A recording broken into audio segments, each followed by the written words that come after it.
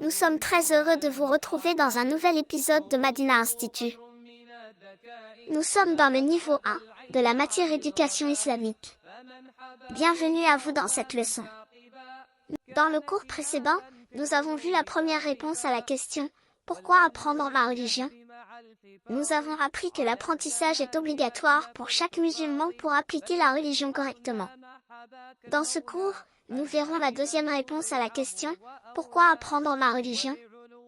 La réponse est « Car nous avons été créés pour adorer Allah. » Comme Allah dit dans le Coran, selon le sens, « Je n'ai créé les djinns et les hommes que pour qu'ils m'adorent. » Or, il nous est impossible d'atteindre ce but sans passer par l'apprentissage. En effet, Allah le Très-Haut nous a créés pour un unique but, que nous l'adorions seul, sans rien lui associer. Allah ne nous a pas créés seulement pour accomplir des choses secondaires. Allah ne nous a pas créés seulement afin de manger et boire, comme des animaux. Il ne nous a pas créés pour suivre nos passions, pour seulement obtenir des diplômes, ou encore juste pour obtenir un bon travail.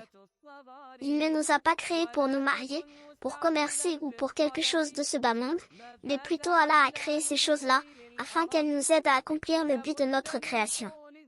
Ce sont donc des choses secondaires. Il nous a créés pour lui obéir et mettre en pratique le monothéisme, qui est le fait de l'adorer seul sans lui donner d'associé, et ceci est notre devoir envers lui. Comme cela est venu dans le Coran, selon la traduction, l'homme pense-t-il qu'on le laissera sans obligation à observer? Mais également il nous a créés afin que nous reconnaissions qu'il est le seul créateur, le seul pourvoyeur, le seul administrateur de toutes choses, le seul à posséder les plus beaux noms et les meilleurs attributs. Allah qui a créé cette cieux et autant de terres entre eux, son commandement descend, afin que vous sachiez qu'Allah est en vérité omnipotent et qu'Allah embrasse toutes choses de son savoir. الله الذي خلق سبع سماوات ومن الأرض مثلهن يتنزل الأمر بينهن لتعلموا أن الله على كل شيء قدير وأن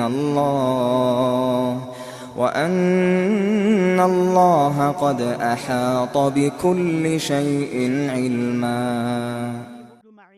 Allah nous a donc créés pour le rendre unique à travers nos adorations. Mais il est important de savoir qu'Allah n'accepte pas les œuvres de tout le monde, il accepte celles des croyants et rejette celles des non-musulmans.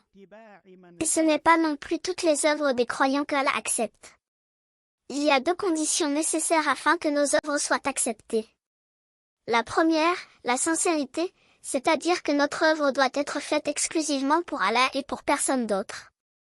Elle doit être pure et dénuée de toute forme de polythéisme. La deuxième condition est le suivi de la tradition du prophète Mohammed. Plusieurs preuves du Coran rassemblent ces deux conditions ensemble. Allah dit, « Quiconque espère donc rencontrer Allah dans une bonne posture, qu'il fasse alors de bonnes œuvres. » C'est-à-dire, en conformité avec la tradition prophétique. Et qu'il n'associe rien au culte de son Seigneur. C'est-à-dire, qu'il soit sincère envers Allah dans son adoration.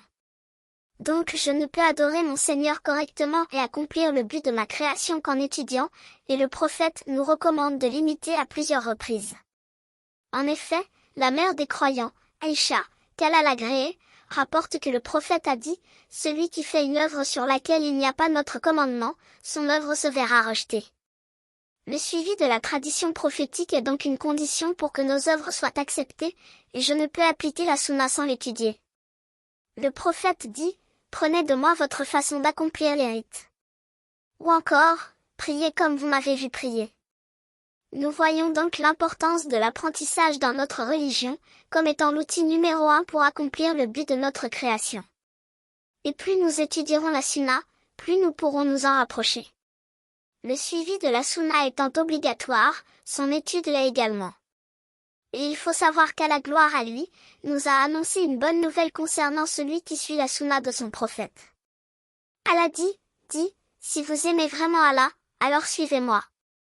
Nous voyons ici qu'Allah nous ordonne de suivre son prophète, et il faut savoir que ce verset est descendu lorsqu'un groupe de personnes ont prétendu aimer Allah. Alors ce verset est descendu pour tester l'amour de ces personnes. C'est pour cela que les savants de l'exégèse appellent ce verset, le verset du test. Si tu veux savoir combien tu aimes ton Seigneur, alors ce verset est pour toi. Car ton amour pour ton Seigneur se trouve dans le suivi que tu as de son messager, que la paix d'Allah soit sur lui. Mais aujourd'hui les gens suivent plutôt les joueurs de foot, ou les chanteurs et chanteuses, alors que la réussite est dans le suivi du messager d'Allah. Et quelle est la récompense de ce suivi? Dans la suite du verset, Allah dit, Allah vous aimera et vous pardonnera vos péchés. Regardez cette grande récompense, Allah nous aimera malgré tous nos péchés et malgré qu'Allah le Très-Haut n'a absolument pas besoin de nous et que c'est nous qui avons constamment besoin de lui. Par le simple suivi de la tradition prophétique, il nous aime et il nous pardonne nos péchés. Mais tu ne pourras obtenir ces énormes bienfaits qu'en apprenant la sunna et en l'appliquant par la suite. Allah nous a mis en garde contre celui qui délaisse le suivi de son prophète et messager. Allah dit, que prennent garde ceux qui s'opposent à son commandement, qu'une épreuve ne les atteigne ou qu'ils ne soient touchés par un châtiment douloureux. En conclusion, nous avons été créés pour adorer Allah. L'adoration a deux conditions, la sincérité et le suivi de la tradition prophétique. Et ceci est possible uniquement que si on apprend.